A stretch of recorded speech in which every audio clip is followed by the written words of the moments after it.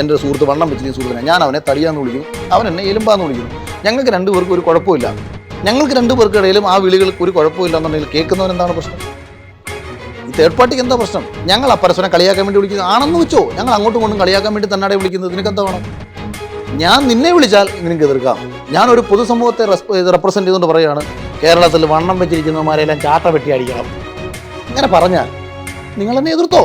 ഞാനൊരിക്കലും ഒരു പബ്ലിക്കായിട്ടുള്ള സ്റ്റേറ്റ്മെൻ്റ് അല്ലല്ലോ കൊടുക്കുന്നത്. എൻ്റെ ഏറ്റവും അടുത്ത സുഹൃത്തിനെ എനിക്ക് തടിയാന്നാ വിളിക്കുന്നത്, ഞാൻ തടിയാന്ന് വിളിക്കും. അപ്പം വെളുത്തിരിക്കുന്ന ആൾക്കാരെ വെള്ളപ്പാറ്റ എന്നൊക്കെ വിളിച്ച് കളിയാക്കും. വെള്ളാച്ചി എന്ന് വിളിച്ച് ഞങ്ങളെ സ്കൂൾ കുട്ടിക്കാലത്തൊക്കെ നല്ല വെളുത്തിരിക്കുന്നവരെ വെള്ളാച്ചി വെള്ളപ്പാറ്റ എന്നൊക്കെ വിളിച്ചിട്ട് ഞങ്ങളെ സുഹൃത്തുക്കൾ കളിയാക്കാറുണ്ട്. അതും പൊളിറ്റിക്കലി ഇൻകറക്റ്റ് അല്ലേ? അപ്പം കറുത്തിരിക്കുന്നവരെ മാത്രമല്ല വിളിക്കുന്നത്, വെളുത്തിരിക്കുന്നവരെ വിളിക്കുന്നു.